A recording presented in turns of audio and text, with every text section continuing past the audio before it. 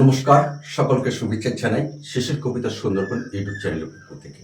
আজকে আমরা পশ্চিমবঙ্গ রাষ্ট্র বিশ্ববিদ্যালয়ে ষষ্ঠ সেমিস্টার বাংলা মেজরের DS14 ইউনিট 3, অর্থাৎ এখানে তোমাদের পাঠ্য আছে স্বাধীনতা পূর্ববর্তী ছোট গল্প। সেখানে তোমাদের পড়তে হবে 9টি ছোট গল্প পড়তে হবে। তার থেকে আমরা আজকের ক্লাসে একটু অন্যতম গল্প বেছে নিয়েছি প্রভাত কুমার মুখোপাধ্যায়ের রসময়ী রসিকতা।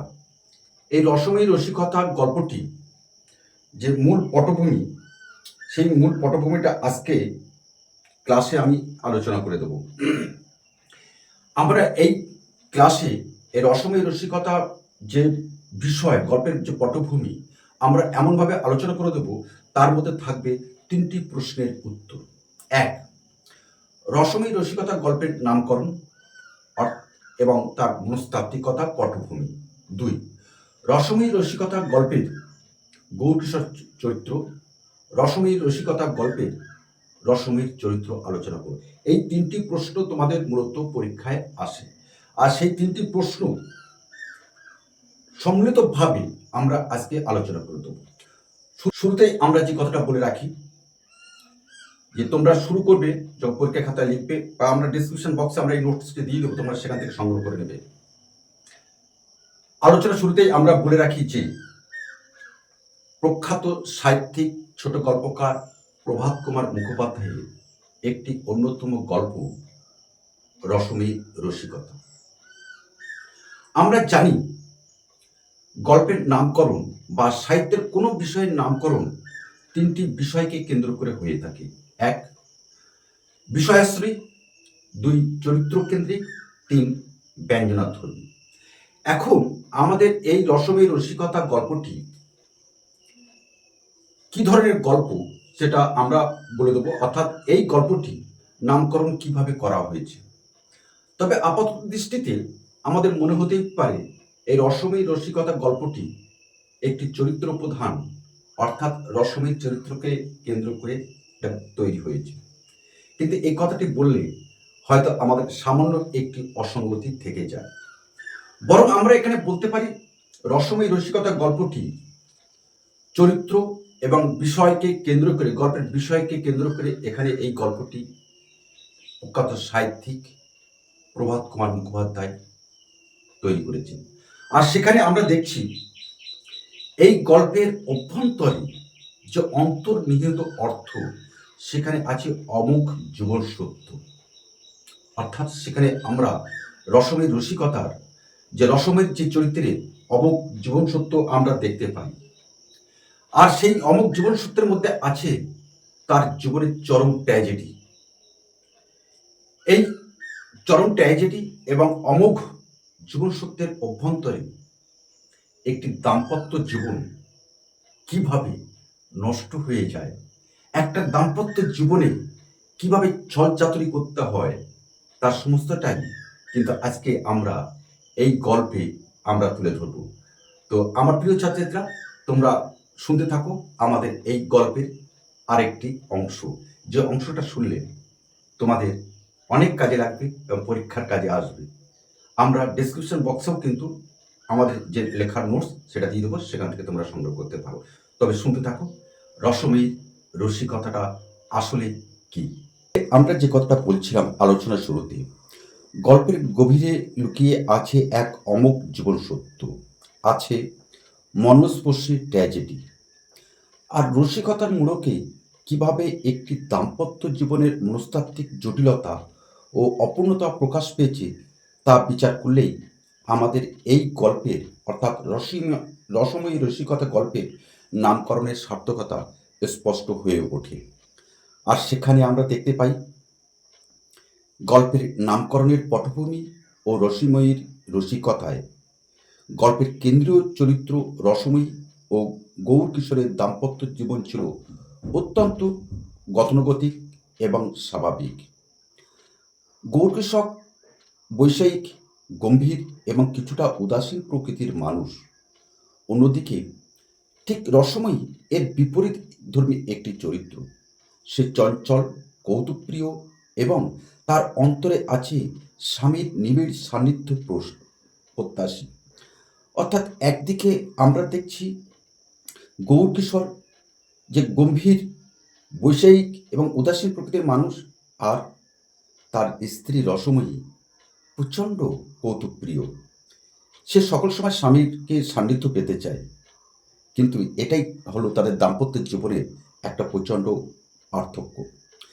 আসলে স্বামীর এই ঔদাসীন্য ও গাম্ভীর্যের প্রাচীর ভাঙার জন্য রসময়ী এক অভিনব রসিকতা বা ছলের আশ্রয় নেয়। সে তার নিঃসন্তান জীবনের শূন্যতা ও স্বামীর মনোযোগ আকর্ষণের জন্য নিজের এক কাল্পনিক সতীনের অস্তিত্ব তৈরি করে।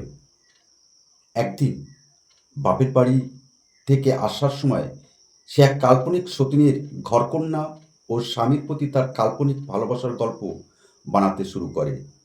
আর সেখানেই ছিল পরিহাসের অন্তরালে মনস্তাত্ত্বিক সত্য। আসলে রসময়ীর এই আচরণ প্রথম দিকে কেবলই পরিহাস বা কৌতুক বলে মনে হয়, কিন্তু আমরা যদি একটু গভীরভাবে বিশ্লেষণ করি তাহলে দেখতে পাবো এর পিছনে লুকিয়েছিল এক গভীর মনস্তাত্ত্বিক সত্য ও তীব্র অভিমান। রসময়ী ভালো করেই জানত সোজা পথে সে গৌরকিশোরের মনে তীব্র কোনো আলোড়ন সৃষ্টি করতে পারছে না। তাই সেই ঈর্ষার আগুন জ্বালিয়ে স্বামীর অবদমিত অনুভূতিকে জাগিয়ে তুলতে চেয়েছিল।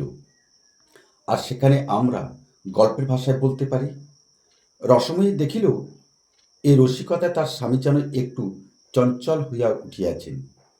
স্বামীর এই চঞ্চলতাটুকুর মধ্যেই রসময়ী তাহার নারী হৃদয়ের পরম তৃপ্তি খুঁজিয়া পাইল। সেদিনের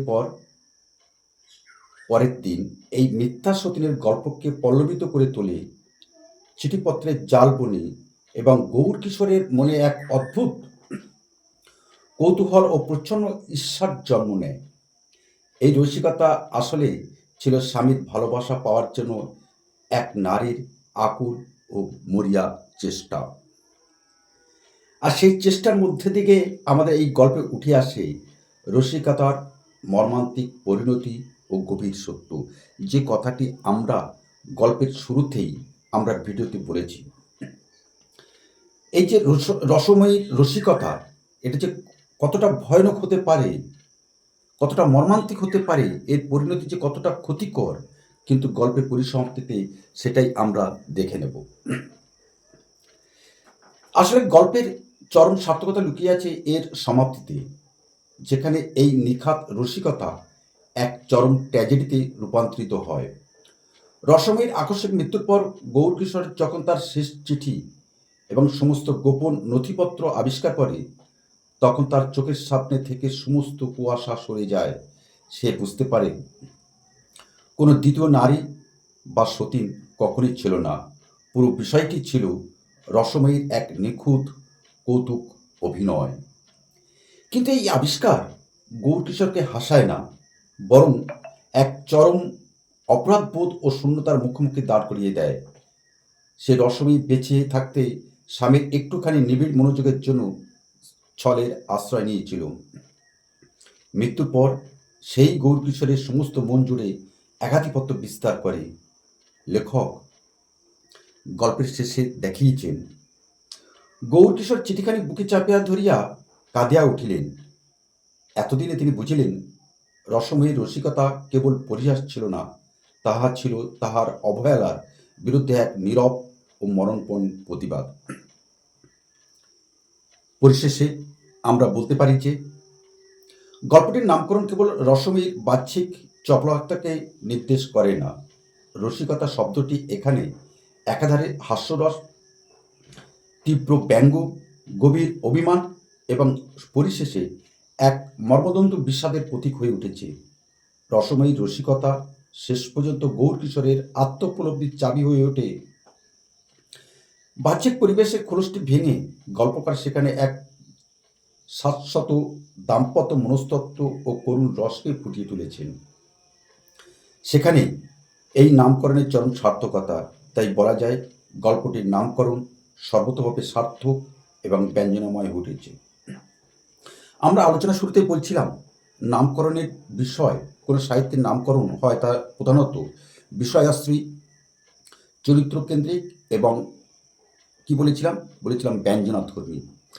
আর আমাদের এই আলোচ্য রসময়ী রসিকতা গল্পটির নামকরণ এখানে চরিত্র এবং বিষয় কেন্দ্রিক কিন্তু হয়েছে। সেই কারণে আমরা এই গল্পটি যে নামকরণ রসময়ী রসিকতা তার শতভাবে সার্থক।